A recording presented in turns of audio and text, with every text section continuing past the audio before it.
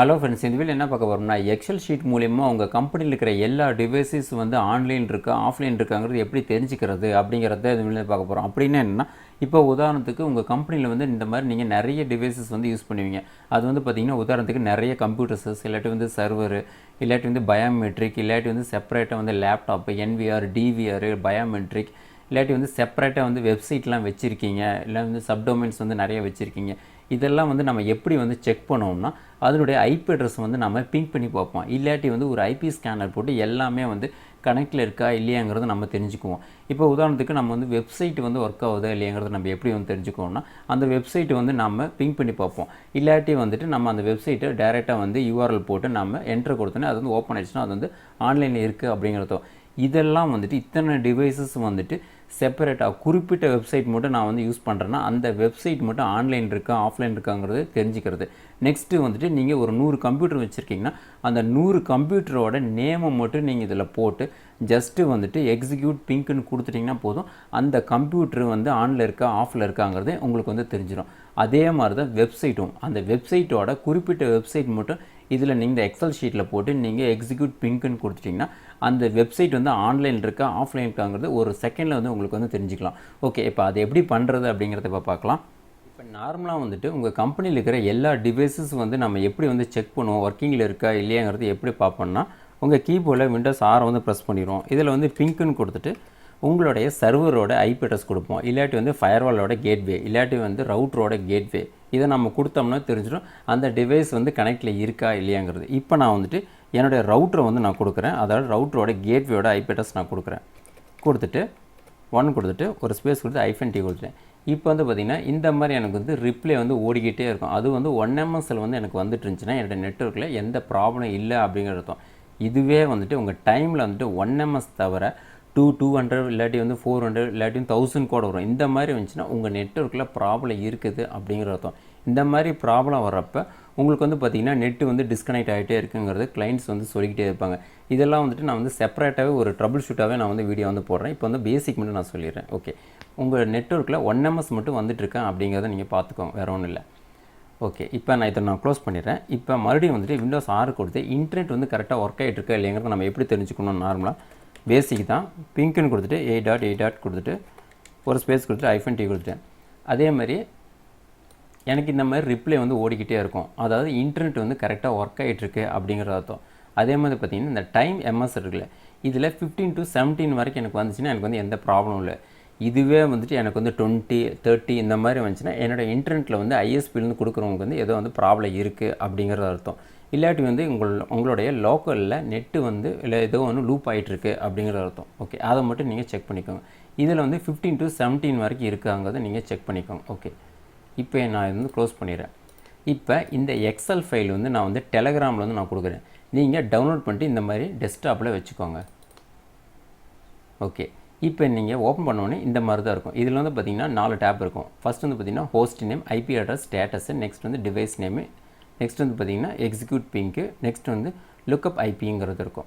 இதில் வந்து பார்த்திங்கன்னா எப்படி வந்து செக் பண்ணுறது அப்படிங்கிறத பார்க்கலாம். இப்போ வந்து நெட்டு வந்து எனக்கு வந்து காலையில் வந்தோடனே என்னோடய கம்பெனியில் வந்து எல்லாமே நெட்டு வந்து கரெக்டாக ஒர்க் ஆகிட்டு இருக்காங்கிறத நம்ம எப்படி செக் பண்ணணும். நார்மலாக போய்ட்டு கூகுளுங்கிற வெப்சைட் வந்து கொடுத்துட்டு நம்ம என்ட்ரு கொடுத்து செக் பண்ணி பார்ப்போம். அதே மாதிரி தான் நீங்கள் நார்மலாக கொடுக்கக்கூடிய வெப்சைட் வந்து இதில் நீங்கள் கொடுத்துருங்க. இதில் வந்து பார்த்திங்கன்னா நீங்கள் கொடுக்குறப்ப www.ங்கிறது நீங்கள் கொடுக்க தேவையில்லை. டேரெக்டாக வந்து அதனோட வெப்சைட் வந்து இங்கே கொடுத்துடலாம். கொடுத்துட்டு என்ன டொமைன் நீங்கள் வாங்கியிருக்கீங்களோ அதை வந்து போட்டுருங்க. நான் வந்து .comனு கொடுத்துருவேன். இதுவே வந்துட்டு நீங்கள் வந்து செப்பரேட்டாக நீங்கள் வந்து வெப்சைட் வச்சுருக்கீங்கன்னா இங்கே கம்பல்சரி நீங்கள் என்ன டொமைன்ங்கிறத மென்ஷன் பண்ணணும். இதில் வந்து பார்த்திங்கன்னா co.in இல்லாட்டி .in இல்லாட்டி வந்து IN இல்லாட்டி SPA நிறைய டொமைன்ஸ் எல்லாம் இருக்கும். நீங்கள் உங்கள் கம்பெனிக்குன்னு வெப்சைட் வந்து வாங்குறப்ப அந்த என்ன டொமைன் நேமில் வாங்கியிருக்கீங்க அப்படிங்கிறது இங்கே நீங்கள் மென்ஷன் பண்ணிடுங்க. நீங்கள் www.ங்க நீங்கள் சேர்க்க தேவையில்லை. ஓகே, இப்போ சாம்பிளுக்காக ஒன்று காட்டுறேன். இதை நீங்கள் என்ன வெப்சைட் செக் பண்ண நினைக்கிறீங்க கொடுத்துட்டு இங்கே வந்து லுக்கப் ஐபிங்கிறத நான் கொடுத்துட்டேன். இதை நான் கொடுத்த உடனே உங்கள் வெப்சைட்டுக்கு வந்து என்ன ஐபி அட்ரஸ் இருக்கோ அசைன் ஆகிருக்கோ அப்படியே ஆட்டோமேட்டிக்காக உங்களுக்கு இங்கே காட்டி கொடுத்துரும். இங்கே வந்து பார்த்திங்கன்னா இந்த வெப்சைட்டுக்கு வந்து இந்த ஐபி அட்ரஸ் தான் இருக்குது அப்படிங்கிறது உங்களுக்கு தெரிஞ்சிடும். அதே மாதிரி தான் உங்கள் கம்பெனியோட வெப்சைட்டோட இங்கே போட்டிங்கன்னா உங்கள் வெப்சைட்டுக்கு வந்து என்ன ஐபி அட்ரஸ் வந்து அசைன் ஆகிருக்கு அப்படிங்கிறது ஈஸியாக நீங்கள் தெரிஞ்சிக்க முடியும். இல்லை ஏதோ ஒரு வெப்சைட்டுக்கு வந்து அதனோட ஐபி அட்ரஸ் நீங்கள் தெரிஞ்சுக்கணுன்னா இந்த எக்ஸலில் போட்டு நீங்கள் தெரிஞ்சுக்கலாம். ஓகே, இப்போ இந்த மாதிரி எனக்கு ஐபி அட்ரஸ் வந்துருச்சு. இது வந்து ஆன்லைன் இருக்கா ஆஃப்லைன் இருக்காங்கிறது எக்ஸாக்டாக எப்படி தெரிஞ்சுக்கிறதுனா, இங்கே எக்ஸிக்யூட் பிங்க் இருக்குல்ல, இதை வந்து நீங்கள் ஜஸ்ட்டு கிளிக் பண்ணிடுங்க. கிளிக் பண்ணோன்னே இங்கே எனக்கு வந்து ஆன்லைன் வந்துச்சுன்னா அந்த வெப்சைட் வந்து எனக்கு இப்போ ஆன்லைனில் இருக்குது அப்படிங்கிறது அர்த்தம். இது வந்து வெப்சைட் வந்து செக் பண்ணக்கூடிய கமெண்ட். ஓகே, இப்போ சாம்பிளுக்காக நிறைய வெப்சைட் வந்து நான் போடுறேன்.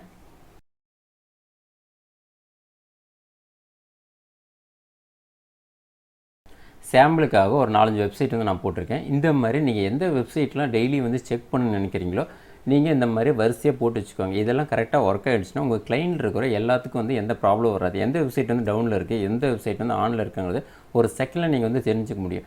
இதுவே வந்துட்டு நீங்கள் நார்மலாக நம்ம வந்து எப்படி வந்து செக் பண்ணோம்னா அந்த ஐபி அட்ரஸ் வந்து பிங்க் பண்ணி பார்ப்போம். இல்லாட்டி வந்து குரோமில் போய்ட்டு எல்லா வெப்சைட் வந்து நம்ம புக் மார்க்கில் வச்சுட்டு ஒவ்வொன்றா நம்ம கிளிக் பண்ணி பார்ப்போம் இந்த வெப்சைட் வந்து ஒர்க்கிங்கில் இருக்கா இல்லையாங்கிறது. அதுக்கு பதிலாக நீங்கள் இந்த மாதிரி எக்ஸல் ஷீட்டில் போட்டு வச்சிங்கன்னா ரொம்ப ஈஸியாக இருக்கும். ஓகே, இப்போ நான் வந்து லுக்கப் ஐபி கொடுத்துட்றேன். இப்போ கொடுத்த வாட்டி அந்த வெப்சைட்டுக்கு வந்து என்ன ஐபி அட்ரஸ் இருக்கோ எல்லாமே வந்து எனக்கு வரிசையாக எனக்கு வந்துடும். பாருங்க, ஆட்டோமேட்டிக்காக அதுவே வந்து டிடெக்ட் பண்ணி உங்களுக்கு இந்த மாதிரி இங்கே காட்டி கொடுத்துரும். இந்த வெப்சைட்டுக்கு வந்து இந்த ஐபி அட்ரஸ் தான் இருக்குது அப்படிங்கிறது. ஓகே, இப்போ இந்த வெப்சைட்டுக்கு வந்து இந்த ஐபி அட்ரஸ் தான் இருக்குங்கிறது எனக்கு தெரிஞ்சிடுச்சு. இப்போ வந்து எக்ஸிக்யூட் பிங்க்னு கொடுத்த வாட்டி இந்த வெப்சைட்லாம் எது வந்து ஆன்லைன் இருக்குது எது வந்து ஆஃப்லைனில் இருக்குங்கிறத நீங்கள் தெரிஞ்சுக்கலாம். ஓகே, இப்போ நான் கொடுத்த வாட்டி பார்த்தீங்கன்னா எல்லாமே எனக்கு வந்து வந்துருச்சு. இதில் வந்து பார்த்திங்கன்னா சில வெப்சைட் மட்டும் எனக்கு வந்து இங்கே மாதிரி ஆஃப்லைன் வந்துடும். அது வந்து பார்த்திங்கன்னா ஆஃப்லைனில் இருக்குது அப்படிங்கிறதும். இப்போ சாம்பிளுக்காக நான் வந்துட்டு இந்த மாதிரி நான் கொடுக்குறேன். கொடுத்துட்டு நான் வந்து லுக்கப் கொடுத்துட்றேன்.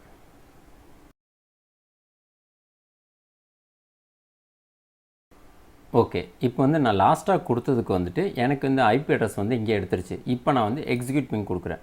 சப்போஸ் உங்களுக்கு வந்து இந்த மாதிரி ஆஃப்லைன் வந்துச்சுன்னா நீங்கள் கொஞ்சம் நேரம் கழித்து நீங்கள் செக் பண்ணி பாருங்கள், அது மாதிரி வந்து ஆன்லைனில் வந்துடும். கண்டினியூஸாக உங்களுக்கு வந்து ஆஃப்லைன்லேயே காட்டுச்சுன்னா நீங்கள் வந்துட்டு யாருக்கிட்ட வந்து நீங்கள் டொமைன் வாங்கியிருக்கீங்க இல்லாட்டி வந்து ஹோஸ்ட் வாங்கியிருக்கீங்களோ அவங்களே நீங்கள் டேரெக்டாக நீங்கள் காண்டாக்ட் பண்ணலாம். ஓகே, இப்போ வந்து பார்த்திங்கன்னா இது ஃபுல்லாக வந்துட்டு எனக்கு என்னோடய வெப்சைட் வந்து நான் செக் பண்ணக்கூடிய பேசிக் கமெண்ட் இதெல்லாம். ஓகே, இப்போ நான் வந்து என்னோடய கம்ப்யூட்டர் இருக்கிற என் கம்ப்யூட்டர்லாம் என் நெட்வொர்க்கில் பார்த்திங்கன்னா ஒரு 100 கம்ப்யூட்டர் 200 கம்ப்யூட்டர் இருக்கலாம். அதெல்லாம் வந்துட்டு ஆன்லைனில் இருக்கா ஆஃப்லைன் இருக்காங்கிறது எப்படி தெரிஞ்சுக்கிறது அப்படிங்கிறத பார்க்கலாம். இப்போ வந்து சாம்பிளுக்காக வந்துட்டு நீங்கள் இப்போ உதாரணத்துக்கு பார்த்திங்கன்னா உங்கள் கம்பெனியில் இருக்கிற எல்லா கம்ப்யூட்டரோட நேமை மட்டும் நீங்கள் இங்கே கொடுத்தா போதும். அதனோட ஐபி அட்ரஸ் வந்து நீங்கள் கொடுக்க தேவையில்லை. ஏன்னா அந்த கம்பெனிக்கு உங்கள் கம்பெனியில் இருக்கிற கம்ப்யூட்டருக்கு வந்து நீங்கள் என்ன நேம் கொடுத்துருக்கீங்களோ அதுக்கு வந்து என்ன ஐபி அட்ரஸ் கொடுத்துருக்கீங்க அப்படிங்கிறது ஆட்டோமேட்டிக்காக இங்கே உங்களுக்கு டைரெக்ட் ஆகும். இப்போ உதாரணத்துக்கு பார்த்திங்கன்னா நான் வந்து இந்த கம்ப்யூட்டரோட நேமை நான் வந்து கொடுக்குறேன்.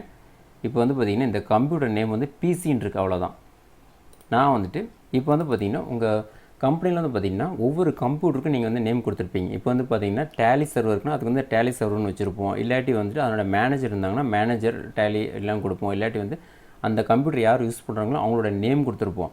அந்த கம்ப்யூட்டரை நேமை மட்டும் நீங்கள் கொடுங்க, அவ்வளோதான். இப்போ நான் வந்து இந்த கம்ப்யூட்டர் நான் வந்து பிசின்னு கொடுத்துட்றேன். இப்போ லுக்கப் ஐபின்னு நான் கொடுத்துட்றேன். இப்போ வந்து பார்த்திங்கன்னா இந்த கம்ப்யூட்டருக்கு என்ன ஐபி அட்ரஸ் நான் வந்து கொடுத்துருக்கேன் அப்படிங்கிறது இங்கே எனக்கு காட்டிடும். அந்த சிஸ்டத்தோட ஐபி அட்ரஸ் மட்டும் எனக்கு கம்ப்யூட்டர் நேம் மட்டும் தெரிஞ்சால் போதும்.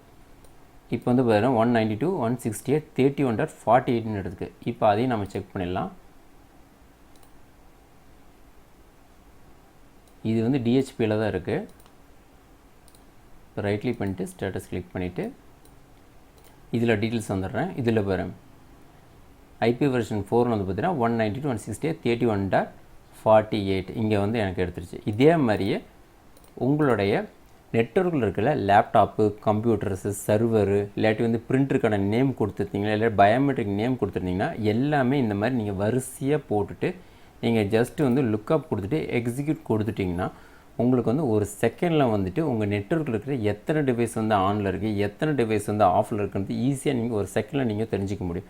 ஓகே ஃப்ரெண்ட்ஸ், இந்த மெத்தட் நீங்களும் ட்ரை பண்ணி பாருங்கள். இது ரொம்ப ஈஸியான மெத்தட் தான். எந்த தேர்ட் பார்ட்டி சாஃப்ட்வேரும் இல்லாத எக்ஸல் இருக்கிற ஸ்கிரிப்ட் மூலியமாக இதை நீங்கள் செக் பண்ணிக்க முடியும்.